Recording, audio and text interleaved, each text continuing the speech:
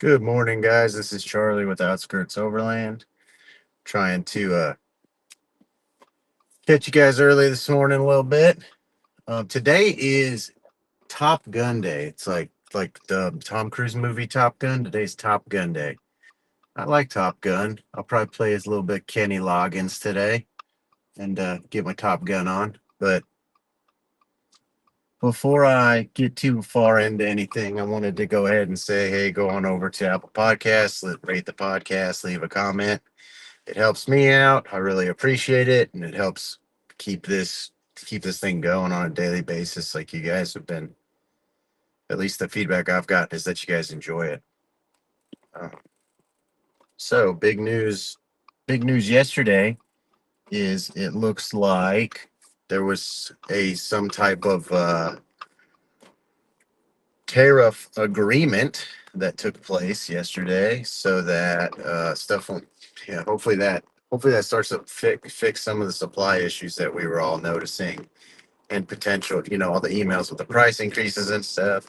So we'll see if that helps any of that. But that was announced yesterday. So hopefully, all you guys that bought rooftop tents and have been waiting or been told they're going to be extremely far out or can't afford them anymore because they went up, etc. Hopefully that kind of resets itself. I don't really know enough about any of it to know how it really affects shipping and stuff still.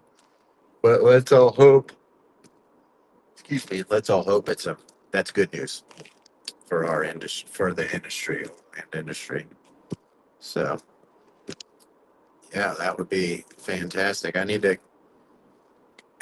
I was really hoping that even yesterday I'd start to see some emails come out, but I didn't.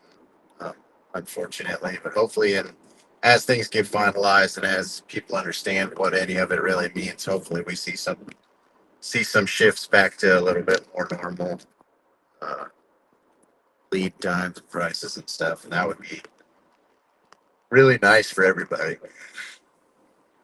Ugh, I'm yawning like crazy today, guys.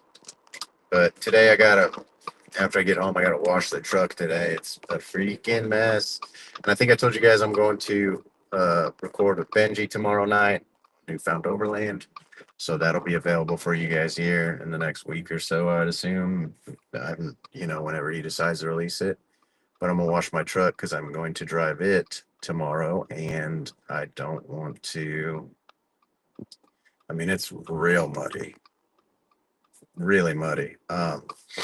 So yeah, I've been trying to look at product, like new product and innovation and stuff, and I'm just not. And I talk a lot about product, guys, but I'm just not seeing it right now. And I'm hoping that that changes with increase in prices and stuff. I do feel like you're going to get a decrease in innovation just due to production costs and stuff. So that may be leading it. But like I said yesterday, I didn't see any other overland vehicles in the Ozarks this past weekend, and it was a nice. I mean, it was a nice weekend. Still nobody. So I don't know what that means for anything really. If that's a good litmus test. I've told you guys I'll be at Overland of America in September. I'll also be at Rendezvous in the Ozarks in October. Tickets just went live for Rendezvous in the Ozarks. So if you guys are interested in that event and hear a bunch of us in the Midwest talk about that event, it's a good place you can get out and trail. It's where people share stories. There's a lot of people that actually, get out and travel and do trails at Rendezvous in the Ozarks. So if that sounds more like your jam, it couldn't be further from the Moore Expo. Like it couldn't be further from Overland Expo. It's more of a meetup to go explore event. And they have prize giveaways and stuff. And in the evenings, everybody kind of hangs out and parties. But they do night runs too. People do night runs as well. So it's a really big, I'd say, an adventure event. You could make it a sit down, chill out event if you wanted, but it that has not been my experience with it at all, ever. So Rendezvous in the Ozarks just opened up. Tickets for Overland of America are currently open. And so yeah, those are the next two events I'll be going to. I'll be camping a lot in between here, you know. just as I do, like as I normally do. So I'm not like next time you'll see me out ever is September. I'll be out a ton of times between now and then. But sorry guys, I'm yawning a bunch. I'm not tired. I'm just who knows. But one thing that I was asked to talk about, or was brought to my attention to talk about, is when you buy all this, when you build out a rig. So you build out a rig, you've got all kinds of recovery stuff, naturally living stuff. But somebody said, why don't you talk about how you use overland gear or how you use your gear in your truck outside of just camping? And I was like, oh, easy. Done. I mean, I've talked about it briefly before, but never, I don't think I've made it a subject. But yeah, easy. I have a fridge, a 12-volt system. I have kids charging iPods, iPads, powering the fridge, having cool stuff in the fridge. I think I've talked about the fridge before, like even kids, sports games and stuff, having Gatorades in there. If you are with your kids and it's a hot day and you want to go to the grocery store at a less busy time, and your kids want to go do something after, like go to the arcade or the park or whatever, you keep your groceries in the fridge. So you don't have to worry about your groceries going bad. Like when I was a kid, I remember a lot like, I got groceries in the car. We got to hurry up, you know? But when you've got a fridge, you don't have to worry about that. I always have a way to recover stuff. So, like, if I ever am working around my house and something gets stuck or something needs pulled or something needs moved, I've got a means in which to do that, whether it's soft shackles, ropes, winch. Like, I use that stuff, you know, not, I mean, I use it. I just went, and again, I'm a guy that uses a winch, okay? Like, a lot of people have winches and probably don't even know how they work. I just winch self recover myself this last weekend. So, I mean, and a great time to learn how to use a winch is during any household thing. Like if you need to drag a big piece of something, find a way to get your winch around it and pull it. Like big rocks. Like if you're somebody that does like landscaping, I'm not saying you want to drag a huge rock across your yard because it'd be a problem, but like you could if you needed to, or just to move something large so you're not picking it up if you could drag it. Okay.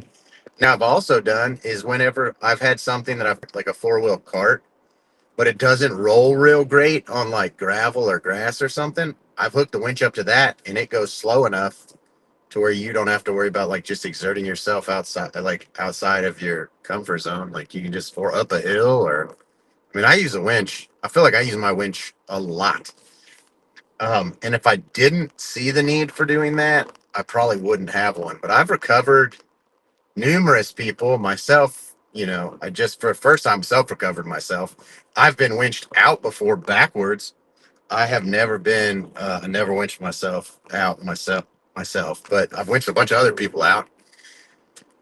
And at least before this weekend when I did. But it's all the same. Like, not like it was some hoopla, like, oh my gosh, I don't know what I'm doing. Like, super familiar with what I got going on. Like, nothing crazy at all. Like, no big deal. But yeah, I use the fridge. I use my radio a lot for weather because like your radio is going to pick up weather local to the area. So I use my Midland radio on the weather and to check the weather. Like my kids all think it's like, what's the weather? And I turn it on and it's, they all think that's cool. So I use that for the weather. My radio, I just press the WX on your radio and you're going to get the weather. I I mean, anytime it's obviously like I have two vehicles now, but anytime the weather's like crap, I take the truck. So that's you like that's a reason to take the truck versus any normal car. And my truck it's a very fancy trail rig, um, toy, second vehicle, recreational vehicle, but I still treat it as if it's not the car that I'm worried about getting a scratch on. So I kind of treat it that way too. If I ever go anywhere, like, okay, so another reason I bring my truck to work is in the winter, the girls at work are forever having low tires. And they'll be like, "Can you bring your truck tomorrow so you can air up my tires? My lights on." I do that like 4 times a year. Like actually, like because air costs money, and I got compressor in my truck. It's like not, and it's not a big deal. I just got to drive the truck one day to air up their tires. It's totally cool. Like all the time, whatever. Totally cool, girls. Like I'm on it. I got you. But I use air compressor to air up other people's tires, like just regular life stuff. Like these are not the girls at work are driving like regular commuter cars. Like they Ford Edges and Rav4s and Pathfinders and Tahoes. And like they're just their family car. They just know I have an air compressor and I can help them out. So I use the air compressor, many times a year for those folks. I have used my kinetic rope to like essentially pull a tree out because you can use the kinetic energy to get a root out, hooked to the back of the truck on a hard shackle. Steel bumpers, because of having steel bumpers and such, I can do that recovery. So the steel bumpers have a place. Um, if you ever go out in your yard when it's wet, it's nice to have 4-wheel drive so you're not spinning tires in your wet driveway. So you can go slow. So you can keep your driveway so you're not tearing up your yard if you need to go out in your yard for something. Like those are all things that are useful because I mean, quite frankly, like, is my truck way heavier than my four-wheeler? Absolutely. Are my tires, even the aggressive tires on my truck, way less aggressive than my ATV tires? Absolutely.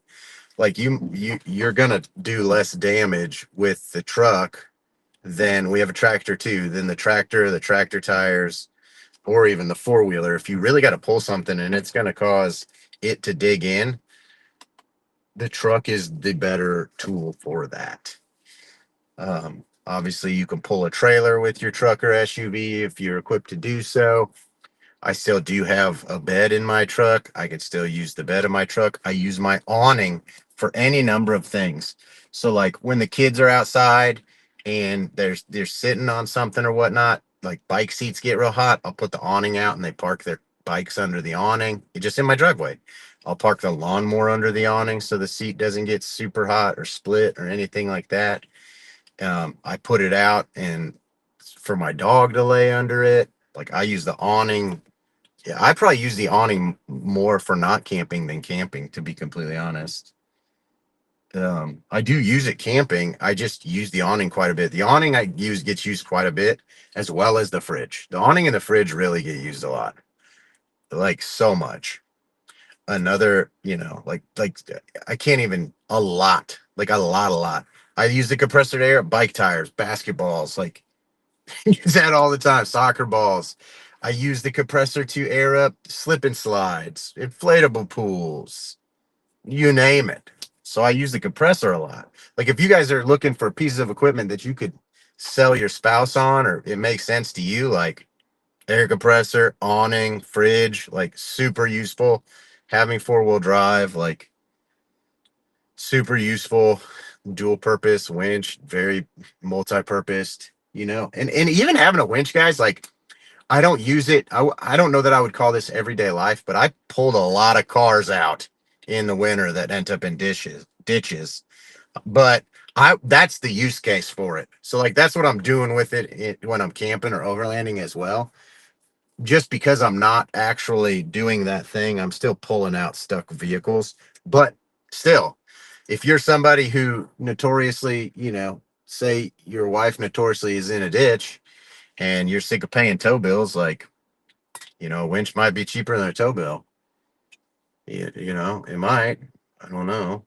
Um, Obviously, overland equipment they use elsewhere, obvious things, camp chairs, Bluetooth speaker, like you have those anywhere. I have like one of those waterproof, like it's like a waterproof in a Pelican case speaker, so it's like completely and totally not a problem. So you can have getting rained on music if you want. That's awesome. I think that's great. I like it a lot. And so I've got that. What's some more gear that I have that gets used a bunch? I mean, I use my Scottle. I have a iCamper Disco, and I use that at the house too. It's better for like fried rices and stuff like that. So like cooking, I use the scuttle. It works great. Sometimes you also want to cook something like what the scuttle's really nice. Like using a camp stove at home is nice for bacon because when you're in your house and you're cooking bacon, it smokes up the whole place. But you could just do it outside on your camp stuff. And I've found that doing a pot or a pan on a camp stove or even using your scuttle, it's not the same as like putting a pan on the grill, you know, like a lot of people don't have that. If you have a Blackstone, you could do that too. But again, I'm not thinking multi-use. Like I use my scuttle to do that, my disco stove to do that versus having a Blackstone and a disco stove, you know, because they can't go together. So that's something you can use multi-use and it's helpful for sure. And I think that's about. I'm trying to think. I mean, I use all my recovery equipment for any number of things, like tree savers, and I mean, I use my tree saver and a soft shackle to re-spool my winch. So I sit in the truck and I spool the winch so that it's tensioned and it pulls the truck to the tree. So I mean, I use my tree saver to re-spool my winch. I, and again, like I said, pulling stuff out, but pulling the truck to it too. I use the tree saver to grab trees. When I'm cutting wood, I'll like loop it around a tree and pull it out, pull big logs out. Cause sometimes I do wood in the winter, and sometimes the logs get kind of like suction to the ground. And I'm not trying to herniate another disc, like just hook at the winch, truck, winch, whatever. Just pull it out. It's like not hard. Just leave that stuff hooked up.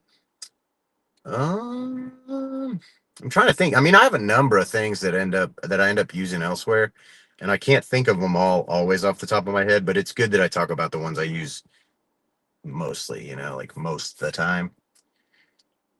I do think that about covers it. And when I think about being in my daily, even some of it I've applied to my daily, like I've always got a little bit of recovery, like soft shackles in here, just in case I have to get towed and I don't want them hooking it up under my lower control arms. I keep a couple soft shackles in this vehicle. Do I have a winch? No, but somebody may want to winch me. I have a cooler in here so I can still do groceries and stuff. I have extra coats and stuff in here. Like there's some stuff that I've even applied. Like I don't have a fridge in here. I could. I only didn't because I wanted to see how a cooler works. It's been a long time since I had a cooler. So I got a cooler to see how it works. I could have a fridge. I'd rather have a fridge, but a cooler does work. Um, but yeah, one thing that that is a ridiculous thing that I use all the time is I'm talking about working in and out of your truck and all this stuff, and the Subaru the same is I got seatbelt extenders and I like cut them down so I can be in the truck without it beeping and annoying the ever living heck out of me. Like if I'm in and out of it a bunch and I'm working at the house or I'm even out on the trail, I click that seatbelt extender in so it's not so it thinks there's a seatbelt in there so it's not beeping at me all the time. I do have friends, and I do have Toyota TechStream too. Toyota TechStream don't work on the Subaru though, but there are vehicles and dealerships that will not shut that dang chime off. So I just got seatbelt extenders from Amazon and cut them off like short, so I can just stick the clip in there, and I don't have to listen to this thing beeping at me for 65 million years when I'm driving, 15 feet across my house. That's a huge thing that I use that on the trail. The reason I say I use that on the trail because those of you that trail, and maybe this isn't something you guys do, but I rarely wear a seatbelt on the trail because I don't want to be in a scenario where the truck's going and it takes me any longer than it needs to for me to get out of it. And I've been in that scenario, so sometimes it's nice to just dip out the truck. So I very much so do not trail with a seatbelt on. Like I don't. And some people say that's less safe. I tend to think it's more safe because if you're in a situation where the vehicle's going to go and you don't want to go with it, me, you want to get out quick, that's the way to do it. If you don't want to be annoyed by the chime. I've also clicked the seatbelt and then sat in the vehicle too. Like just sit essentially like the seatbelt's behind me, clipped in. You could do that too. But I really do like those little seatbelt extenders. $15. I got two of them, one for each car. And whenever I take my girlfriend, I got two for the truck. Put it in the truck. Or another time I use those seatbelt extenders is at Marvin. I have a dog, Marvin. He's an Aussie doodle, but he's somewhat heavy. So he sets off the airbag alarm in the car, seatbelt extender. He can still sit in the front seat. I don't have to make him super uncomfortable by putting the seat on and different stuff, like putting the seatbelt on, and he's got to try and get comfortable laying on it because he likes to chill here in the front seat. But I don't want to hear the beeping. So seatbelt extender, click it in, good to go. So your dog is another reason. So, anyways, those are a few products and a lot of ways I use them outside of overlanding and what they are. And hopefully that touches on your question for the one that asked and kind of brings that to light. That also kind of brings that also could help you prioritize gear. You know, I don't think those are necessary. Those are some of the bigger ticket items that you might need for this hobby. But again, if you live out in the country, if you do a lot like landscaping or anything like that, if you have kids and grocery shopping is a thing and maybe you live far out of town, or maybe you want to go to Costco 2 hours away, or who knows what the scenario is, a fridge is a good thing. Like these are multi-use things. They're not just for this. And I use them often for other stuff. I mean, I've pulled lawnmowers out, tractors out, forklifts out, cars, trucks. I've moved dumpsters with my winch, like slid dumpsters out of the way. Like, I don't know. I use that a lot. I mean, a lot, actually. And I think if you don't learn how to use it, I wish that everybody that had one really learned how to use it, because I think a lot of people don't use it just because they don't like really know how. They have them, but they don't really know how. Great tool, super awesome tool, like such a good tool that everyone should be like. If you're any type of like outdoorsy like person and you think you need a tractor, you could probably, in a lot of ways, if you need to pull stuff out, is why you needed a tractor or a bigger lawnmower or whatever. You can do it with your truck. You can do it with your Forerunner or whatever, with a winch. So, anyways, that hopefully that covers the topic for everybody. I'm gonna go ahead and hop off of here. Have a happy Top Gun day. Have a good Tuesday, and I'll catch you guys tomorrow. And thanks for being here. Please don't forget to go rate the podcast or leave a comment. Really appreciate it if you would. And have a great day. Later.